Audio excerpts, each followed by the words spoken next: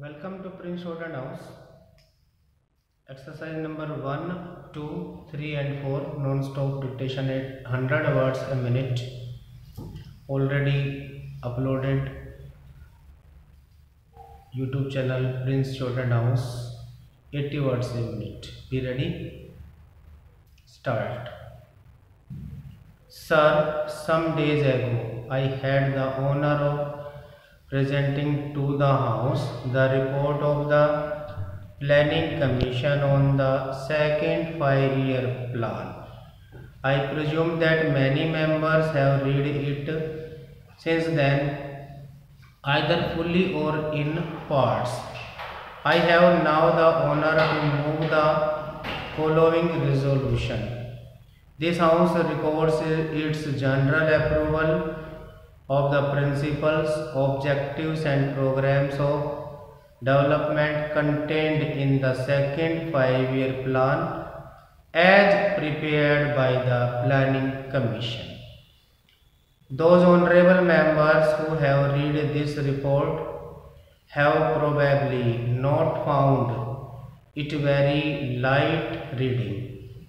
A report of this type can hardly be termed light reading, although I believe there are many parts of it which are exciting reading. Few of us can say that we agree with every single word in this report and every single proposal. A report of this type is the product of the labor of a great many persons, not only members of the Planning Commission but a vast number of other people who have been consulted.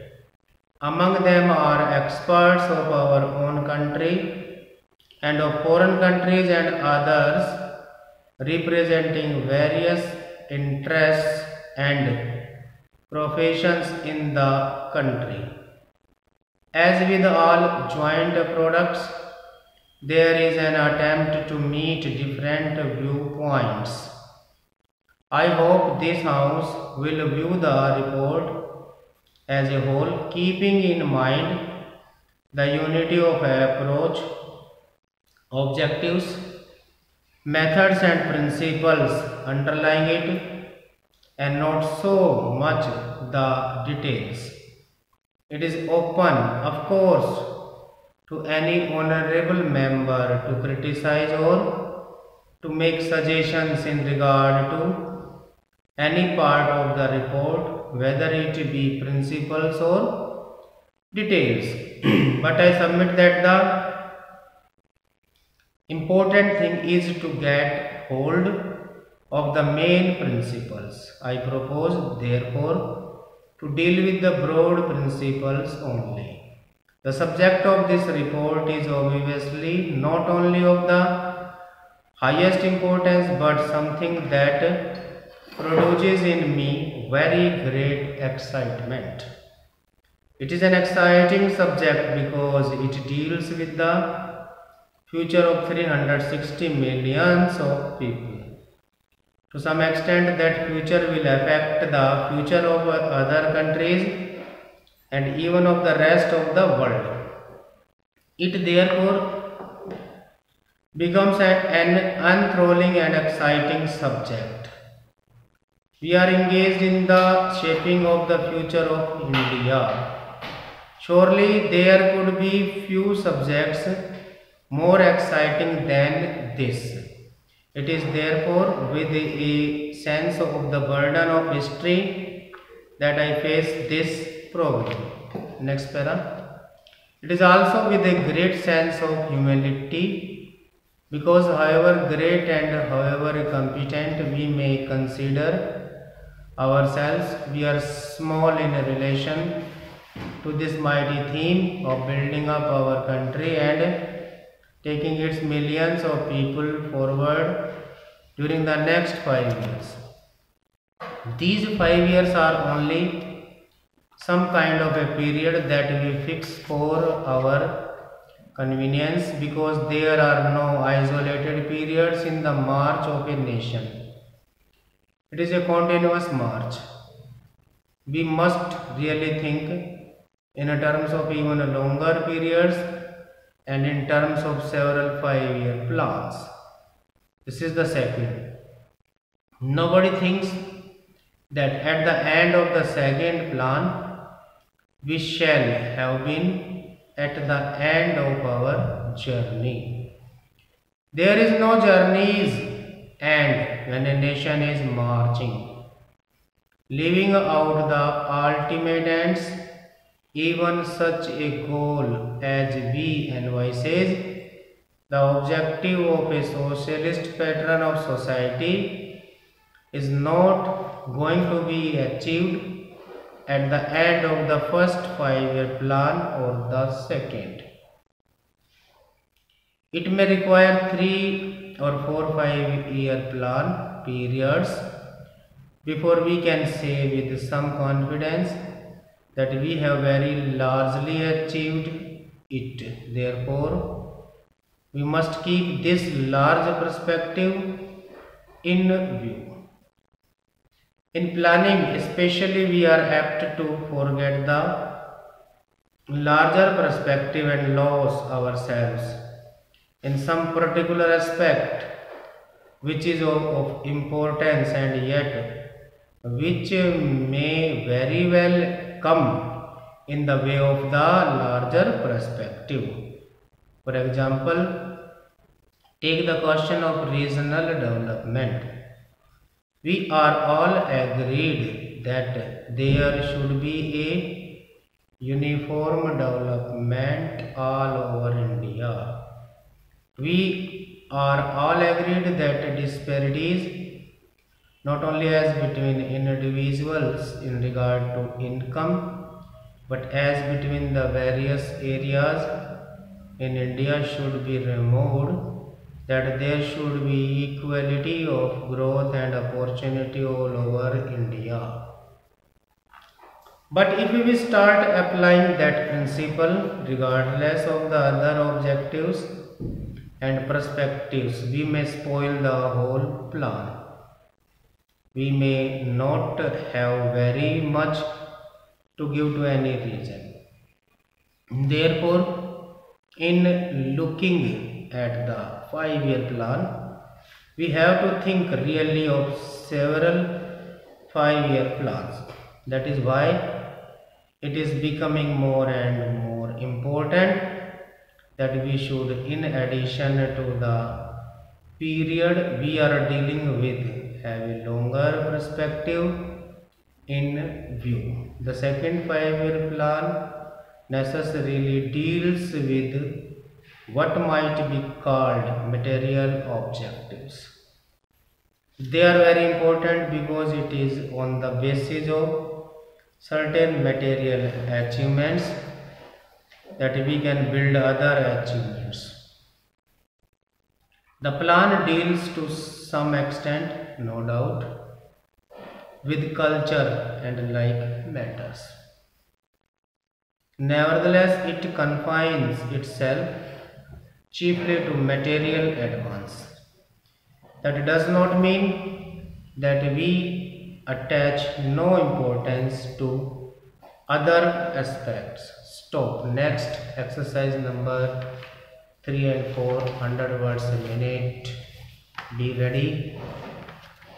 Start. We stand in the middle of the 12th century, and this period has seen far-reaching changes all over the world. There have been wars and revolutions. The tempo of change is very great. Any plan that we make, like this 5-year plan, is subject to the great political, economic and technological changes that we are witnessing. All of us have some kind of ideology, some kind of philosophy of life. We may not be philosophers, but without some kind of philosophical or ideological approach, we would have no yardstick to measure things by. And yet, our ideologies and philosophies of life somehow do not fit in with this middle of the 20th century. This may be due to the fact that though facts changes and circumstances become different, we still hold on to old lines of thinking. The human mind is singularly conservative and it does not change easily. We hold on, if I may venture to say so, to some out of date philosophical or ideological approaches. Take the question of war. Many people say that because of various developments in the world, war has become or ought to become out of the question. War was useful, whether good or bad, if it helped you to realize your objective. When it does not do that, when in fact it does the reverse, then no person should indulge in war. I should like to extend that parallel a little further. If a war, atomic or other, is now something that can only be considered exclusively foolish, Cold War becomes more and more absurd. Cold War exists, it goes on, but really analyzed in the circumstances of today, it has little meaning. Likewise, certain other approaches, some economic approaches, which may have a great deal of truth, just do not fit in with the present circumstances. The major fact of today is the stupendous growth of technology, the tremendous growth of productive apparatus of society, the tremendous power that human beings possess and are likely to possess in the form of atomic energy. These things are not quantitative changes but qualitative changes in society. Of course, in India, we have not been very powerfully affected by the technological process. We have read about it, but we have no real sensation of it. In planning, however, we have to think in technological terms for production of wealth on large scale. Next paragraph. We are now going to have annual plans. Every year a report of the annual plan will be placed here, which will give a more precise indication of the targets for that year. I hope to place a report of the annual plan of the first year of the second 5-year plan before this house during the next session.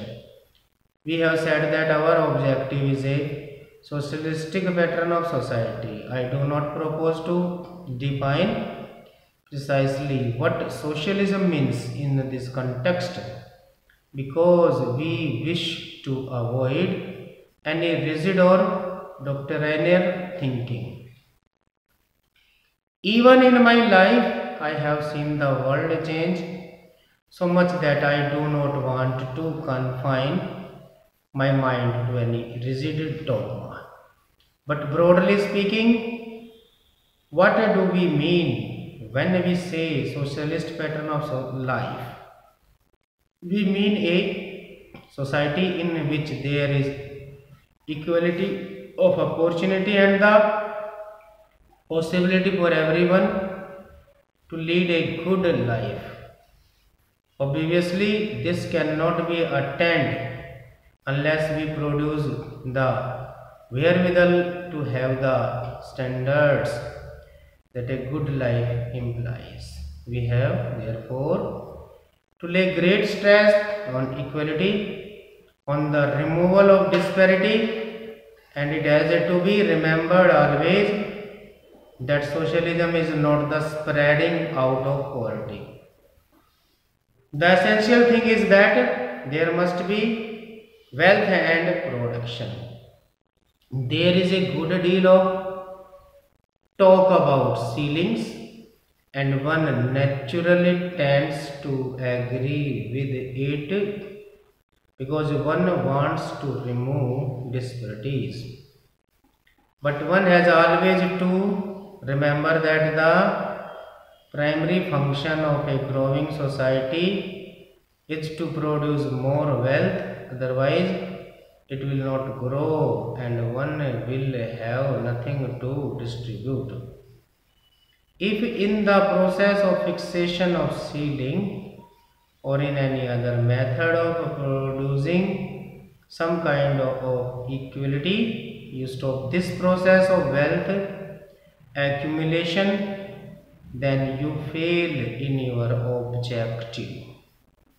Therefore, whether it is in industry or agriculture, the one and the primary test is whether you are adding to the wealth of the country by increasing the production of the country. If not, you become stagnant in that field. In order to reach equality, as I hope we shall some time or other, we need not follow the road of some artificial fixation of ceilings, but 100 paths which gradually take us there. An artificial attempt may indeed prevent us from reaching it. Remember this while we plan. While we work, our population also grows. I gave the house just now the estimated figure of our national income in the next 20 years. By the end of that period, the population of India will be round about 500 million. This rate of population growth is not that very great. Thank you everyone.